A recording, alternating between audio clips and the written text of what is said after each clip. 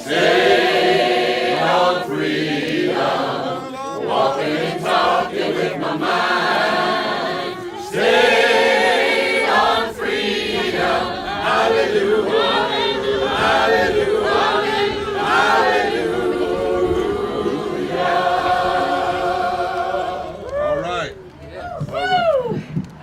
Welcome. Thank you for being here. I'm Reverend Sarah Oglesby Dunnigan. I'm the minister at the Unitarian Universalist Fellowship of Topeka. I also serve with the Kansas Interfaith Action organization that works on many of the same things that we'll be talking about tonight. And I'm here because we're here to talk about the Poor People's Campaign. And I know that in the news recently we've heard a lot about things like Civil War monuments to the Confederacy being taken down. And while I think that's a really important moment for us to kind of get a pull into the reality of what it means to have integrity as a country, right? This is a moment in which we are trying to find where is that integrity. The monuments are just one piece of this moment, and this moment is just one piece of a larger movement in which we're looking at a lot of different issues that are connected, as far as things like access to good public education and things like access to health care, things like access to voting rights, which in this state has become one of the places where we're setting a very bad example for the rest of the country. We have the strictest voting rights rules in the country, and already tens of thousands of folks have been disenfranchised, and this is not only unconstitutional, we know that it is specifically targeting populations that makes it racist and ageist. And we want to just send a message that this hurts all of us. It hurts rural communities and urban communities. It hurts black folks and white folks and folks from all over the state. This is what we're here to talk about, and we're here to share with folks the possibility that we could all come together into this conversation in which each of us has our humanity affected. And so it's really my pleasure to introduce to you Reverend Dr. William J. Barber, who has come to join with us to lead us with Reverend Dr. Theo Harris, and I'm going to introduce him now, and he's going to share a little bit about what we're here to do today. Thank you. Let me just say that we're here to serve with you. Because we use the language that we serve with one another, and servantship is maybe a form of leadership, but I love the servant piece better. We are glad to be here with the Poor People's Campaign, a national call for moral revival. I hope the media will go inside where hundreds of people have gathered and thousands of people are online. We are here because we know that in 2018 we are planning for a major movement. Poor people and people of faith, white and black, gay and straight, young and old, brown, Latino, red, people of all different colors, creeds, and convictions will come together for 40 days to reshift the narrative in this nation around issues of systemic racism, systemic poverty, ecological degradation, and the war economy. I hope you will come in to hear more about it on tonight as we're moving in 25 states plus the District of Columbia. But this evening, at this press conference right now, the focus is on one of the most racist and egregious things that can happen in a society, a democratic society, and that is voter suppression. There are some truths that we have to own in this moment where we see people talking about either protecting statues or marching against white nationalism and white supremacy and removing statues. The statues, 80% of those statues were not built immediately after the Civil War. They couldn't have been. And 80% were not built after 1922. 80% were built between 1896 and 1922. I'll talk more about that tonight. Which means they were built not to celebrate the Civil War, but to celebrate the return of white supremacy. Yes. That's right. Yes. And one of the key factors of the return of white supremacy was voter suppression and Jim Crow. All right. By 1914, 15, because of voter suppression, a white supremacist occupied the White House named Woodrow Wilson. And in 1916, he played Klansman and the Birth of the Nation in the White House to give a signal to white nationalists and white supremacists that they had a sympathizer in the White House. And he moved to desegregate the federal government and to even more so implement and support voter suppression. When you know that history, then you may understand why some people are marching around statues now and trying to preserve them, because they have seen the signals of white supremacy. And one of those signals has been, since 2010, 22 states have passed voter suppression laws. And Kansas has not only been a bad example, but Kansas has been a bad actor and among the most racist in their voter suppression law. And understand, voter suppression is targeted at race. That's right. But voter suppression hurts poor white people and working class white people, because when race is used to cheat to win office, it allows extremists to then occupy office, that then vote against the very policies that will uplift poor people, whether they be black, white, or brown. That's right. To be against, and I want the media to hear this particularly, to be against hate does not mean one is necessarily against white supremacy. Because if you're against hate, you claim, like extreme hate, someone driving through a crowd, but you then support the policies of white supremacy and white nationalism that precipitate and embolden those that would be extreme. There is a level of guilt there as well. And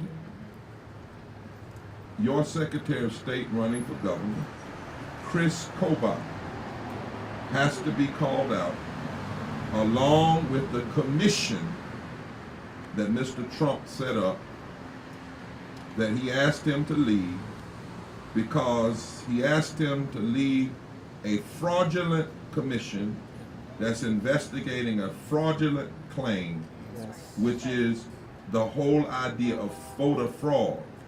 And they use that little language in urban community, code language.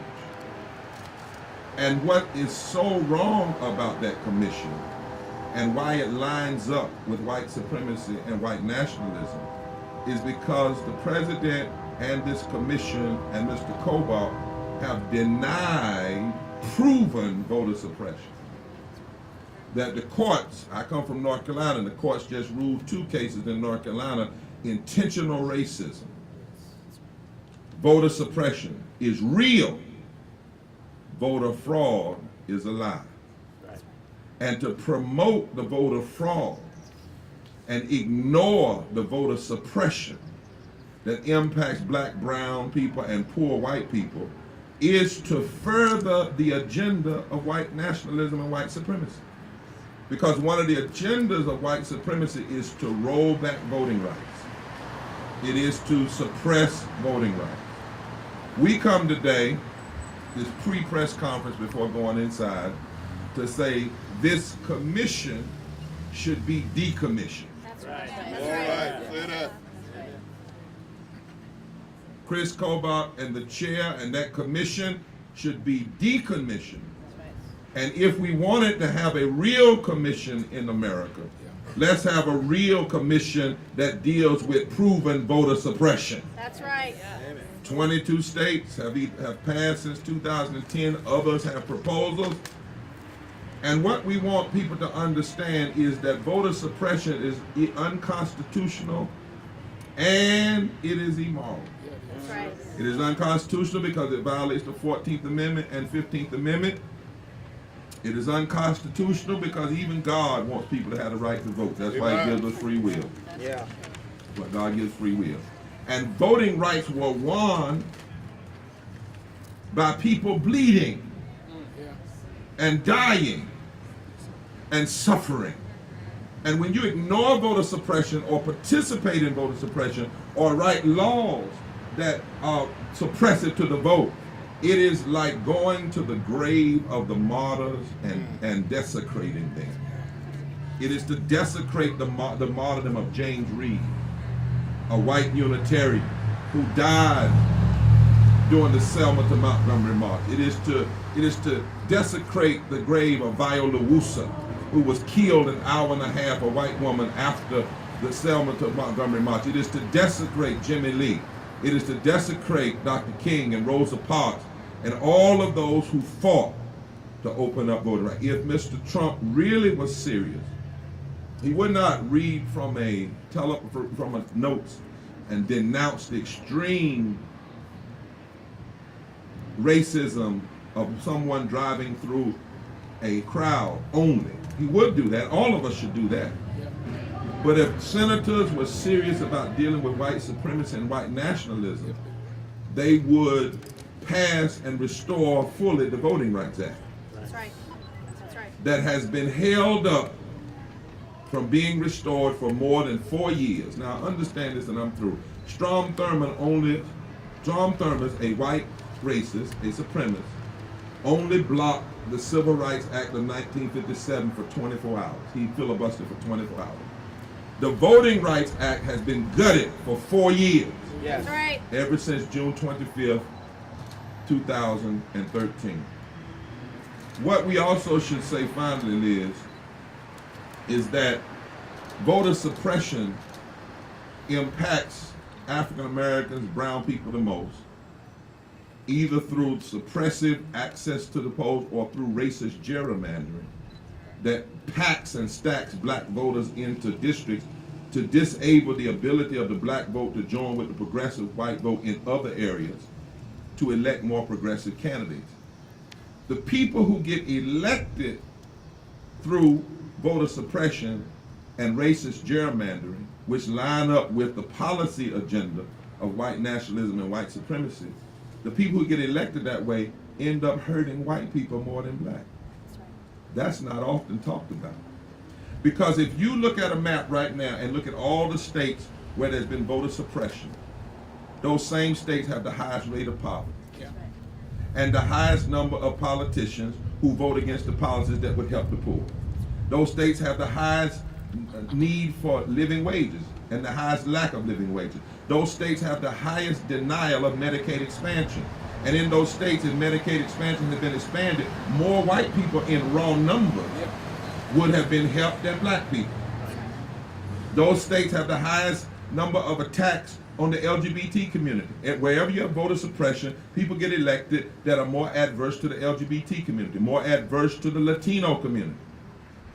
So we have to understand, and that's what this moral movement national call for revival is about. Poor people movement national call for moral revival is about bringing us together to understand we will not be divided anymore. That's right. Yes. We know what the tricks look like. Yes. Those who fight for health care also have to fight against voter suppression. That's right. Those who want public education have to fight against voter suppression. That's right. Those who want the LGBT community protected and the Latinos protected, those who want living wages, those who want safety nets for the poor, then you have to be against racist voter suppression, because racism is connected to systemic classism, and it's connected to all the other isms. Yeah. That's why we're here today, hand in hand, and we will not be turned back, nor will we be silent anymore. Decommission the commission, Mr. Trump and Mr. Kobach. Do not merely say you are against the extremist actions in Charlottesville while you continue to support the policy of white supremacy and white nationalism. Some people are focused on the statues. We are focused on the statutes. That's right. All right. The laws and the policies that are deeply rooted in racism and in supremacy, white supremacy.